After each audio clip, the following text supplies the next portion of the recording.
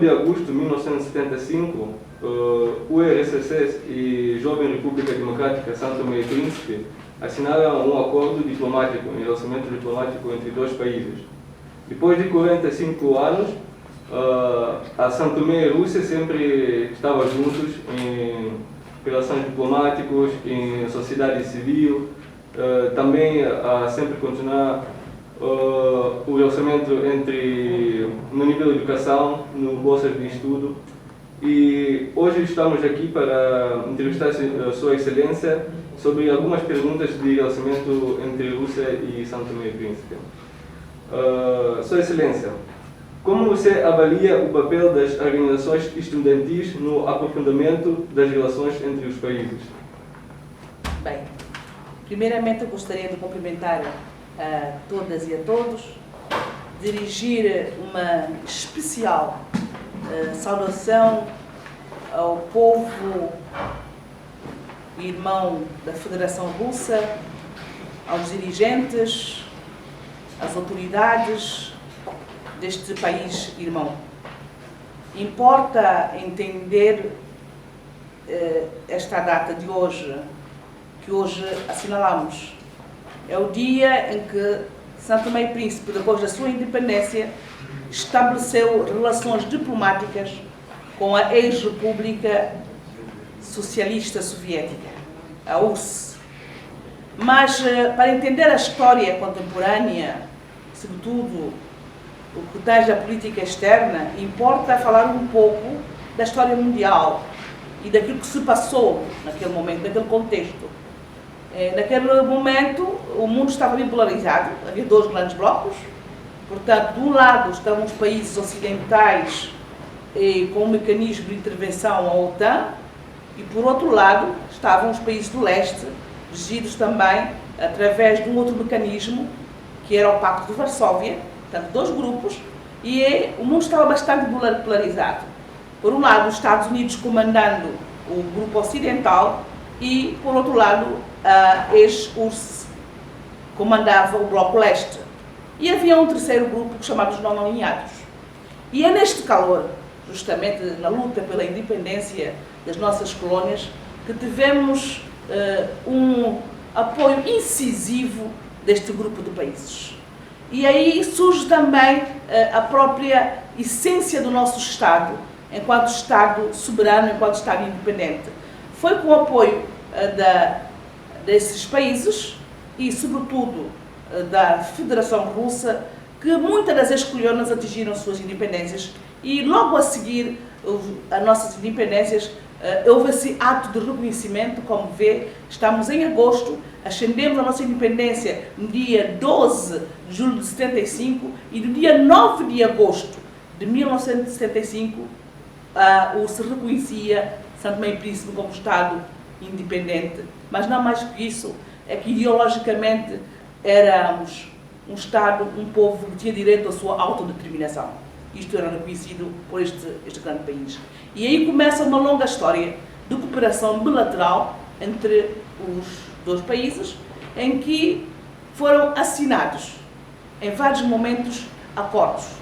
Acordos de cooperação técnica bilateral, acordo no domínio da agricultura, acordo no domínio de energia, acordo que tocava a educação, a cultura, recreação e intercâmbio cultural, acordo no domínio da defesa, acordo no domínio das pescas, que tínhamos um grande programa de pesca experimental, aqui em São Tomé, que durou 15 anos. Eu, por sorte, fui naquela altura técnica, que trabalhou muito ligada a este setor da pesca experimental, e também acordo no âmbito de recursos naturais, sobretudo no que tange a questão da construção de uma barragem que ficou muito histórica, a barragem Rio Grande. Os estudos foram feitos, que até hoje consta dos nossos arquivos, a histórica barragem de Rio Grande, que foi iniciada pela ex-União Soviética, e hoje nós podemos dizer que estes existem, mas fizeram mais outras coisas. Nós temos que assinalar dois momentos em São Tomé e Príncipe. Um momento em que nós, enquanto República, não tínhamos quadros, e a nata política deste país, a nata intelectual deste país, emerge de dois grandes países dos não alinhados e de um bloco, a Cuba e a Rússia. E naquela altura, portanto, a maior parte dos quadros formados, os quadros superiores, foram formados em vários domínios, sobretudo nas engenharias, na medicina, em todos os outros domínios na URSS. E esta elite veio depois a se transformar na elite dirigente de São Tomé e Príncipe. Portanto, para dizer que, culturalmente, há qualquer coisa muito forte, é uma marca. Há uma essência, quer dizer que muitos dos quadros que dirigiram o nosso país até bem pouco tempo, e ainda continuam a dirigir, emergiram com base na cultura, na formação de um Estado amigo, o Estado russo. Mas também tínhamos uma cooperação estratégica, bastante estratégica, no âmbito militar. Com a Rússia, graças a Deus, face à nossa posição favorável, uma posição que não pode ser de maneira nenhuma dispensada. Nós temos um grande capital geopolítico desta matéria, temos a nossa localização geográfica, fez de nós um país muito importante naquela altura em que havia o chamada Guerra Fria, em que havia dois grandes blocos, havia o muro de Berlim que separava, portanto, os blocos, e na Guerra Fria houve um acordo militar entre São Tomé e Príncipe e a Rússia, e havia dispositivos militares russos que se encontravam aqui em São Tomé e de longo alcance e que serviam, portanto, os interesses das partes naquela altura. Portanto, para dizer quão expressiva foi a nossa cooperação técnica e estratégia com a Rússia. E também podemos dizer que havia sempre uma concertação e um posicionamento em termos no quadro do multilateralismo da altura, portanto o mundo estava muito dividido, e nós tínhamos uma construção, que era uma construção, mesmo a nossa Constituição tinha um cariz bastante socialista, derivado também da própria incisão e do apoio que tivemos desses países, quer da Federação Russa, quer dos países não alinhados. Portanto, esta é um pouco a história de contextualização. Hoje, qual é esta importância e a pergunta que faz sobre as associações estudantis?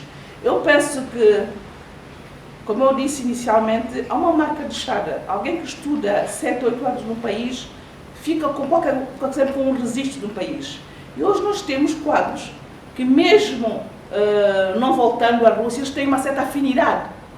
Ficou a marca cultural, ficou aquela relação histórica entre estes dois países, e isto é um capital que pode ser algo que pode ser capitalizável entre os dois países. Mas mais do que isso, uma forma de estar também, uma forma de ver o mundo, uma visão, porque naquela altura os blocos, cada um tinha a sua forma de ver o mundo, e nós posicionávamos de uma outra forma de ver o mundo, e possivelmente nós dizemos que as pessoas carregam a ideologia consigo, e esse grupo tem uma marca especial. E hoje esses grupos estudantis, ou essas associações, primam por guardar um pouco essa relação histórica que têm com o país que recebeu para serem formados, sobretudo pela conservação da língua russa, portanto, o ensino da língua russa e, sobretudo, os ideais de democracia e desenvolvimento que hoje unem os dois Estados irmãos.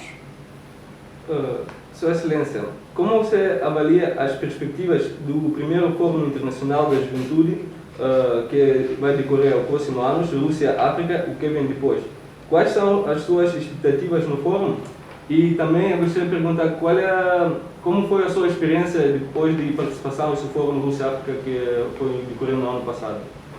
Bem, é preciso marcar dois momentos. No fórum que nós tivemos no ano passado, havia uma grande expectativa da África face depois ao contexto também mundial. Como sabe, depois da queda do muro de Berlim, houve um movimento muito grande no mundo, e o mundo que era bipolarizado transformou-se em vários polos. e nunca sabemos exatamente onde é que está o centro. Sabemos que as potências se aliam entre elas, mas hoje a coisa é um bocado mais diferente. E então a Rússia, por algum tempo, nós pensamos que, face aos seus próprios interesses internos, a sua própria construção enquanto um Estado democrático, portanto, tendo sofrido todas as transformações políticas que sofreu, distanciou-se um pouco daquilo que era a sua relação histórica com os países africanos. E eu acho que este espaço da Cimeira Rússia-África foi um espaço de reconquista, um espaço de um relançamento da cooperação entre a Rússia e a África. Eu acho que foi muito bom. Cada país de viva voz expressar a sua opinião vis-à-vis daquilo que eles consideram ser importante hoje, a relação entre a África e a Rússia e os interesses que a África deve defender, os interesses que a Rússia deve defender, os interesses que devem ser participados, partilhados entre o bloco, entre a África em si e, particularmente, São Tomé e Príncipe. Nós pensamos que, para nós, foi o momento de dizer, olha, temos uma história muito bonita, que foi construída com muito sacrifício e que importa salvaguardar as conquistas dessa história longa. Como vê, estamos a assinalar 45 anos de história e importa relançar também a nossa cooperação bilateral. E foi aí que tivemos a oportunidade de ser recebidos depois do nosso discurso na conferência, tivemos também a palavra e discursar e, portanto, pontualizar a nossa posição sobre a Cimeira e depois da nossa intervenção tivemos uma reunião muito saudável com o vice-ministro das Relações Exteriores e também com o diretor da África, uma relação que para nós foi muito honroso estar, porque era a primeira vez que o Estado santomense foi recebido ao mais alto nível da nossa história por um dirigente vice-ministro das Relações Exteriores da Rússia e com um agendamento com o ministro Lavrov. Se não tivesse o Covid, íamos uma visita, que estava programada uma visita, iria fazer uma turnê pela África e São Tomé constava da lista dos países em que Lavrov viria para aqui. Portanto, para nós é um momento bastante importante e de resistar a vinda deste grande homem de Estado da diplomacia internacional a São Tomé e Príncipe. Que proveito nós podemos tirar fora da juventude? No passado havia uma prática que resultava da própria ideologia de fazer grandes eventos internacionais onde a juventude podia não só recriar, mas construir as mentes através de uma base ideológica. Hoje eu penso que na diversidade, na diferença, podemos hoje, nesse palco da juventude, fazer com que a juventude possa observar aquilo que são os objetivos comuns planetários, as questões comuns que hoje têm que ver com o futuro da juventude, as alterações climáticas, é muito importante, a questão do futuro, da educação, da saúde, são questões que este fórum poderá propiciar à juventude um espaço de reflexão para o futuro, uma visão futurista da juventude. Eu penso que a Federação Russa tem condições suficientes para permitir esse espaço de permuta e intercâmbio e de construção de uma visão futurista de um novo mundo para a nossa juventude e, claro, também para a juventude santomense. A Sua Excelência, os estudantes de São Tomé e Príncipe, na sua perspectiva, querem ir estudar para a Rússia e a Rússia é capaz de satisfazer a demanda de uma forma qualitativa? Neste momento temos 20 estudantes a estudar na Rússia e a nossa preocupação, que já foi apresentada pelo nosso governo e nas conversações, nós gostaríamos que houvesse um aumento destas bolsas, mas que fossem verdadeiramente um sistema completamente integrado, não fossem apenas vagas, mas que houvesse um compromisso, um engajamento da parte da Rússia na formação dos nossos quadros face às nossas carências e depois também irem um pouco em conta das nossas necessidades hoje reais. Hoje precisamos de outros tipos de formação sabemos que a Rússia tem uma grande experiência em matéria de engenharias, matérias na informática, na eletromecânica, nas medicinas, e então nas especialidades.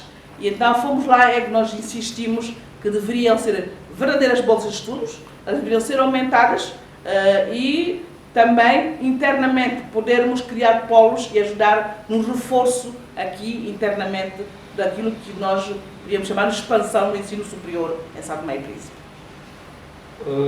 Doutora Elza Pinto, na sua perspectiva, a Rússia está voltando para a África ou não foi em nenhum lugar em termos de relacionamento de URSS e Rússia atual? Há todo um caminho a fazer, porque a África também está na sua fase de mudanças. Neste momento, a União Africana tem uma sua agenda muito bem definida e nós estamos neste momento também em reformas estruturais na própria África, na União Africana. Estamos também a rever, inclusive, a forma da divisão do próprio continente. Como vocês assistiram na semana passada, tivemos 4, 5 dias de videoconferências na Cimeira da África Central, onde os órgãos, houve uma reforma institucional da África Central, a nossa sub-região. Portanto, toda a África está em mudança e para responder ao desafio de desenvolvimento do milênio, os ODS, e não só a agenda africana, e sobretudo os desafios comuns que a África tem que enfrentar para se desenvolver. E então, nós podemos dizer que neste momento nós temos que afinar os objetivos comuns de desenvolvimento entre a África e a Rússia. Precisamos fazer um reencontro de vontades. A Rússia tem para dar, bastante para dar, e nós vimos nessa cimeira a Rússia-África que era uma grande demonstração de uma grande potência nas maquinarias, nos armamentos pesados, tudo no domínio da defesa, da segurança, no domínio naval, no hidrocarbonetos. Portanto, a Rússia é uma potência. É uma potência, mas importa que as nossas vontades se reencontrem, os nossos interesses se reencontrem, para nós voltarmos a retomar aquela cooperação estratégica, bilateral e win-win. Todos têm para dar, nós temos para dar, eles têm para dar, mas nós também temos para dar. Agora, nós temos que saber que as vontades devem se reencontrar. Eu penso que isso será feito através justamente de um espaço de concertação e de um espaço natural. Estão aqui 2 diretores de toda a cooperação internacional, diretor política externa, onde vamos ter que revisitar, e estávamos à espera desta visita, que não aconteceu, mas espero que logo aconteça, justamente para revisitar os acordos que já foram assinados, atualizá-los e poder implementar uma nova perspectiva, uma nova visão de cooperação com a Rússia. Sua Excelência, que coisas novas você poderia observar na cooperação comercial russo-africana e quais são as expectativas desse relacionamento comercial entre Rússia e São Tomé? Bem, a Rússia está lá do outro lado, nós estamos aqui, mas há uma coisa que um desafio que nós lançamos à Rússia, foi um desafio que está sendo analisado e que possivelmente será ponderado. É que nós estamos numa zona geográfica, um grande mercado, e a Rússia, que está querendo um espaço de intervenção na África, poderá usar São Tomé e Príncipe como um grande interposto comercial e a partir daqui poder levar tudo o que tem de bom, que exporta, sobretudo em matéria de máquinas e etc., para o resto da África. Portanto, esta foi a proposta que nós apresentamos. Se tivermos cá uma espécie de entreposto comercial aqui, um armazém internacional, em que a Rússia pode, como grandes países, a China faz em determinados países, a Rússia também faz, pode fazer aqui. São Tomé e Príncipe não tem que sair, as pessoas vêm para aqui buscar, em vez de ir até a Rússia. Portanto, poderá classar São Tomé e Príncipe como uma base comercial muito interessante para o nosso país. E o Estado ganhará, a Rússia ganhará, estrategicamente ganhará, e nós também ganharemos enquanto país, pela visibilidade que dará ao nosso Estado. Senhora Ministra, quais políticas na África eram mais corretas de União Soviética ou da Rússia? E como isso se manifesta na sua perspectiva? Não são coisas comparáveis. Não, aqui não tem falado correto ou não correto. Naquela altura, os interesses eram diferentes, eram outros interesses, os blocos estavam divididos, as lutas e os objetivos não eram os mesmos. Nós estávamos a lutar para a nossa independência, a autodeterminação, depois a afirmação do nosso Estado, a consolidação do nosso Estado. Portanto, são coisas incomparáveis. Não podemos comparar o que é incomparável. Não há comparações de dizer que é o correto, mais correto. Houve momentos altos e momentos baixos, como qualquer relação, mesmo entre países. Há momentos mais acesos, em que acontecem mais coisas, há momentos de maior desviamento, em função também do próprio movimento internacional, em que há momentos de efervescência entre os blocos, e São Tomé e Príncipe era arrastado por uma corrente, por outra corrente, mas avaliar o que é correto e o que é incorreto é difícil, não é? Nós temos que dizer que a história é algo em que a pessoa tem que aceitar. É a história que temos, é uma história que dura 45 anos e é com muito gosto que nós estamos a assinalar hoje esses 45 anos de estabelecimento de relação com a Federação Russa, que outrora era a URSS. Senhora Ministra, a reestruturação e o perdão de dívida em África, isso é um passo certo ou errado, com base na situação atual da Rússia? Eu acho que é assim, partimos de pressupostos hoje na África e no mundo, e Covid veio nos dar uma lição muito grande, que é da solidariedade internacional. Eu acho que para que o mundo seja equilibrado, sobretudo depois da Segunda Guerra, o que é que aconteceu? Na Segunda Guerra, as Nações Unidas emergem de uma decisão dos grandes Estados ocidentais que criaram o Plano Marshall. Para quê? Desenvolver os países europeus que saíram da guerra desgastados. E esse Plano Marshall contribuiu bastante para o desenvolvimento da Europa, que também era uma Europa um pouco assim atrasada. Portanto, depois da guerra, a Europa depois devastada na Primeira e Segunda Guerra, o Plano Marshall veio ajudar a desenvolver com o PAC, o Pacto Agrícola Comum e outros instrumentos, a Europa desenvolveu-se. E hoje nós temos que olhar o multilateralismo e dizer que tem que haver uma solidariedade internacional e o maior equilíbrio no mundo. Esse equilíbrio passa justamente por estas posições que determinados países que são potências e que estão melhores, mais bem preparados, mais bem organizados ou com maior riqueza, maior equilíbrio, de poder ajudar outros países menos avançados. Eu acho que o perdão da dívida, apesar da Rússia ter uma história de colonizador, nunca foi um Estado colonizador, é para nós um gesto muito bom, muito apreciável. Nós tivemos em 2004, perdão, quando fizemos a análise da Federação Russa. Senhora Ministra, qual o período das relações russo-santomenses que você poderia destacar como o mais bem-sucedido? Eu penso que eu estaria a mentir se dissesse com exatidão qual foi o momento bem-sucedido, porque, felizmente, eu sou velha, mas não sou assim tão velha. Eu sou uma dirigente política, talvez da terceira geração. Já tivemos vários momentos de história do nosso país e eu conheço um pouco da história, porque também militei bastante e fui para a Rússia nos momentos da Guerra Fria, como jovem, porque militava numa organização juvenil e lá, na altura, havia preparação política, preparação ideológica. Eu pude participar 2 ou 3 vezes naquele momento em que ainda havia aquele intercâmbio juvenil.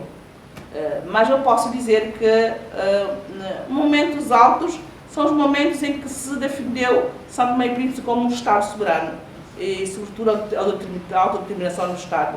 Portanto, valeu o reconhecimento desses Estados naquela altura para que nós hoje tivéssemos liberdade.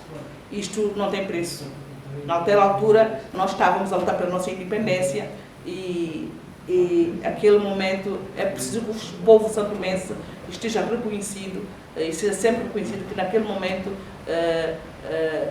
a Rússia jogou um grande papel na arena internacional para que os nossos Estados fossem descolonizados. Uma pressão muito grande do bloco que presidia, e eu penso que isto não tem preço. Quando se dá liberdade a quem não tem liberdade. E depois houve momentos altos das visitas entre os Estados e na área internacional, onde Santo Tomé também se posicionava no grupo dos não alinhados perante determinadas causas na altura. Senhora doutora Elza Pinto, como o interesse dos santomenses na cultura russa mudou após o colapso do URSS? Eu penso que o interesse de Santo Tomé por isso não mudou, o interesse da Rússia é que mudou. A Rússia que mudou, a Rússia que sofreu a perestroika, o muro caiu, a Rússia mudou. E a Rússia mudou, claro, que nós tínhamos que esperar o que iria acontecer. Não é Santo Tomé que mudou. A Santo Tomé tem a sua linha programática, a sua trajetória, mas os eventos mundiais fizeram com que tudo mudou. A Federação Russa, a URSS se desfez, emerge a Federação Russa, novos instrumentos jurídicos, nova forma de estar no palco mundial e na ordem política internacional, e então não somos nós que mudamos, é a Rússia que mudou, e justamente a Rússia quer mudar outra vez, quer dizer, olha, chegou o ponto de eu voltar outra vez para a África, e a África está aqui à espera, a Rússia volta verdadeiramente para receber, porque sempre recebeu. Senhora Ministra, qual mensagem a Sua Excelência quer passar para o povo russo em nome de Santo Tomé e Príncipe depois de seu nascimento de 45 anos? Nós estamos a falar de 45 anos de relação, sobretudo temos uma marca deixada, temos muita gente que tem a Rússia no coração, os médicos, os nossos médicos, os engenheiros, uma grande classe, uma nata de gente que tem o saber, emerge da ajuda daqueles tempos da Rússia, portanto, e não há melhor coisa do que a relação entre dois povos. E isto está na nossa essência. A Rússia pode contar que tem um povo amigo, que é o povo de Santo Tomé e Príncipe. Há relações pessoais, há relações institucionais, há relações Estado a Estado, mas há relação entre os povos. E eu penso que há uma geração que conservará sempre esse marco, essa relação muito intensa que houve, sobretudo na nossa geração. Nós tínhamos uma relação muito próxima. Quando o voo do Aeroflot chegava a Santo Tomé, era uma novidade. Naquele tempo não havíamos voos, era um país pequeno e havia ligações aéreas, tínhamos um acordo de transportes aéreos e a Aeroflot vinha a Santo Tomé e trazia estudantes, novos estudantes e etc. Portanto, tudo isto ficou na memória, na nossa memória. Portanto, eu penso que há uma grande memória, uma boa memória histórica que pode ser aproveitada para justamente como base para reforçar os novos laços de cooperação que nós pretendemos com o futuro. E, em nome de Santo Tomé e Príncipe, a senhora ministra pode dar uma explicação para o povo santomense, porque esse vídeo depois vai também para o Ministério dos Negócios Estrangeiros, como mensagem para a nação de Rússia?